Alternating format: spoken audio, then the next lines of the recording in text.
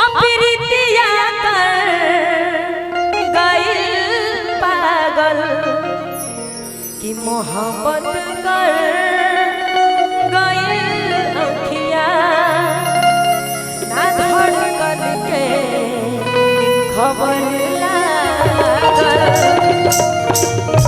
कि मोहब्बत कर गइल अखिया ना धड़कन के खबर लागल। लेकिन उससे पहले हमारे बॉम्बे में लेके मकनिया कितना सुपर डुपर है। आप सब सुन लो कब बलमुआ के बलम सुपर डुपर चलता। ढोढ़ी से शुरुआत कीजिए, सुने हैं ना आप लोग? अब ये ट्रेंड करता हूँ, दूध के फैक्ट्री हो गई। हाई मरद रंगबाज की रात भर नचाई बड़े खुशिया की रात भर नचाई बड़े पिंकिया हाय मरद रंगबाज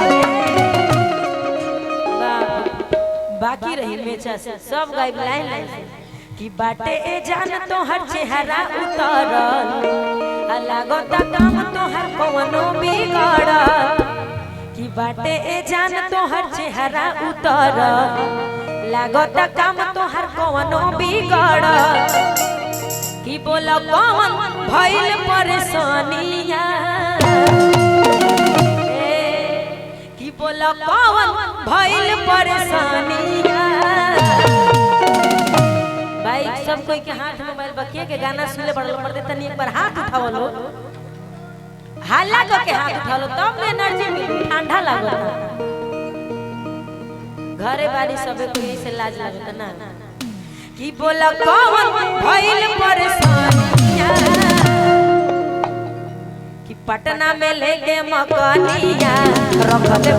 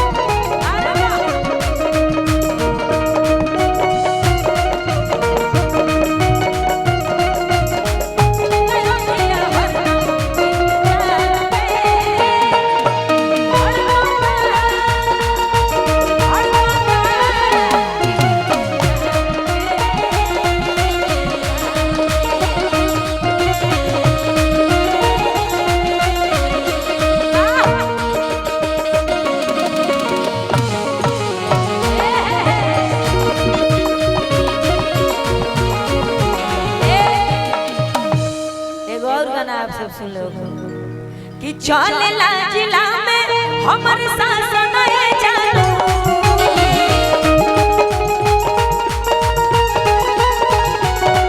चलेला जिला में हमर शासन जानू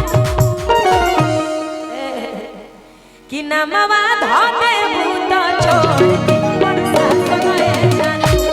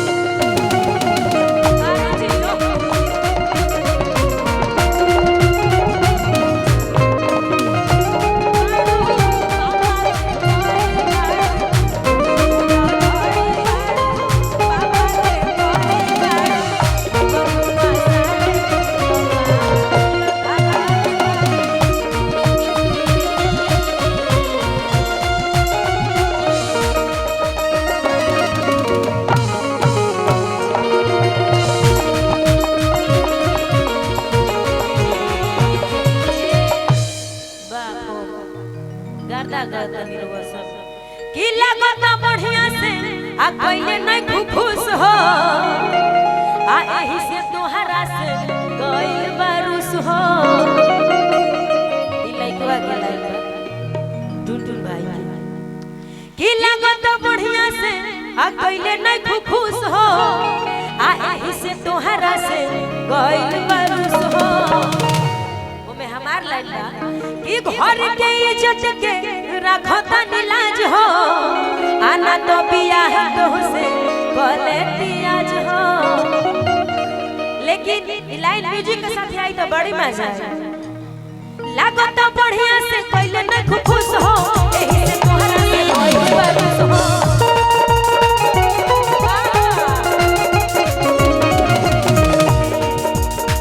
घर के इज्जत के रखता नीलाज हो ना तो बियाह तो से कले तियाज हो।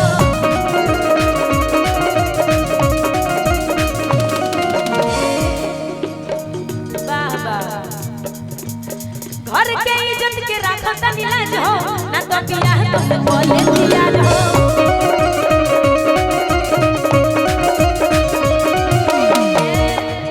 की बोला कौन भइल परेशानिया की बोला कौन भइल परेशानिया कि हाजीपुर में लेके मकनिया रखले बा दूगो नचनिया।